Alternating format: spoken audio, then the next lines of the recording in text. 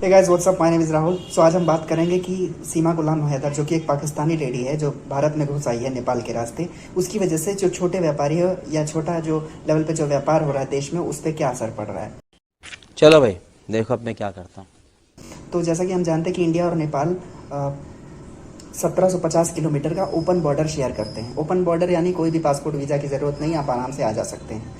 तो इस सिचुएशन में जो सिक्योरिटी फोर्सेस है, जो एसएसबी के जवान हैं, उनको भी लाइक सुरक्षा करने में या निगरानी करने में दिक्कतें होती हैं, क्योंकि ओपन बॉर्डर है, आप कहीं से भी आ जा सकते हैं। क्या बोला तूने?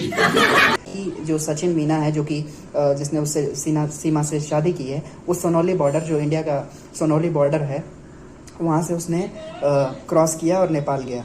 और उसने देखा कि वहाँ पे सिक्योरिटी बहुत ज़्यादा है। इस वजह से सिक्योरिटी टाइट होने की वजह से वो जब काठमांडू से जब सीमा गुलाम हैदर के साथ आया, तो उसने सिद्धार्थनगर का खुनवा बॉर्डर यूज़ किया, ऐसा बताया जा रहा है।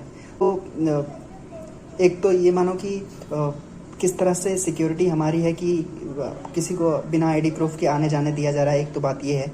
और दूसरी चीज़ ये है कि इसकी वजह से, इस एक लड़की की वजह से कितना व्यापार पे असर पड़ा है। तो जो बॉर्डर एरियाज़ में उत्तर प्रदेश और बिहार, ये दो जो स्टेट्स हैं, उनके जो बॉर्डर डिस्ट्रिक्ट्स हैं, उस पे जो स्मॉल बिजनेसेस हैं, माइक्रो या स्मॉल लेवल पे जो बिजनेसेस हैं यहाँ की, जैसे कि लाइक ऑयल का बिजनेस या फूड फ्यूल या वेजिटेबल्स का, हैंडीक्राफ्ट्स का, लेदर का, या कोई छोटे टेक्सटाइल का बिजनेस है, सो वो जो बहुत ज़्यादा कस्टमर्स का टू एंड फ्रो मोशन आराम से होता था, इंडिया से नेपाल में, नेपाल से इंडिया में।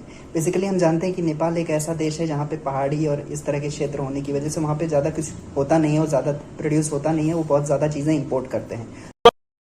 कैसा लगा मेरा मजाक? सो इस तरह से इंडिया को फ़ायदा होता था ट्रेड में। बड़े लेवल पे ट्रेड तो अभी भी चालू है, लेकिन जो छोटे लेवल पे, जो बॉर्डर डिस्ट्रिक्ट्स में जो स्मॉल शॉपकीपर्स हैं या जो छोटे बिजनेस हैं, जहाँ से कस्टमर्स नेपाल से आते थे और ख़रीदते थे सामान और फिर जा कर के नेपाल में यूज़ करते थे, या फिर नेपाल से कोई शॉपकीपर आ रहा है या इंडिया में कुछ सामान खरीद रहा है होलसेल लेवल पे या किसी भी लेवल पे, और फिर जा रहा है और अपने देश में बेच रहा है आराम से। जो नेपाल के तराई क्षेत्र, जो प्लेन एरियाज़ है नेपाल में, इंडिया और नेपाल बॉर्डर में, तो वहाँ पे आराम से ट्रेड करता था। लेकिन अभी कुछ दिनों से इस एक लड़की की वजह से इतनी ज़्यादा सिक्योरिटी हो गई है। सिक्योरिटी तो एक तरह से अच्छी बात है, लेकिन इन सब की वजह से लोगों में एक तरह से झिझक हो गई है कि इंडिया से नेपाल जाने में या नेपाल से इंडिया आने में। बात तो सही है। तो जो हैंडीक्राफ्ट का बिजनेस है, जूट, लेदर या फिर टेक्सटाइल आइटम्स या ऑयल या जो डेली वेज के आइटम्स हैं, इस तरह के जो बिजनेसेस थे जो बॉर्डर डिस्ट्रिक्ट्स में, उनको बहुत ज़्यादा प्रभाव पड़ा है। वो एक तरह से अभी उनका भट्टा बैठ गया है और वो कुछ पैसे कमा नहीं पा रहे हैं, क्योंकि इस एक लड़की की वजह से इतनी ज़्यादा सिक्योरिटी टाइट हो गई। सिक्योरिटी तो अच्छी बात है, लेकिन इस एक औरत की वजह से इतनी ज़्यादा मुश्किलें हो गई कि कस्टमर्स आ नहीं रहे हैं, उनका बिज़नेस चल नहीं रहा है।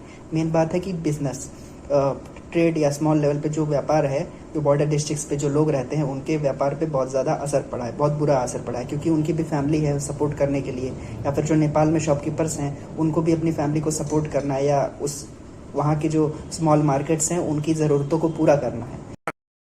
दे देंगे इसके लिए, क्या बात। सो इस एक लड़की की वजह से जो छोटे लेवल पे व्यापार है, दोनों जो तराई क्षेत्र में नेपाल का क्षेत्र है और जो बॉर्डर डिस्ट्रिक्ट्स में इंडिया का क्षेत्र है, उत्तर प्रदेश और बिहार में, उनको भी बहुत ज़्यादा मुश्किलों का सामना करना पड़ रहा है, उनका बिजनेस चल नहीं रहा है। ओके, सो ये रही बात ट्रेड या फिर व्यापार जो स्मॉल लेवल पे, माइक्रो लेवल पे इंडिया के बॉर्डर डिस्ट्रिक्ट्स में था।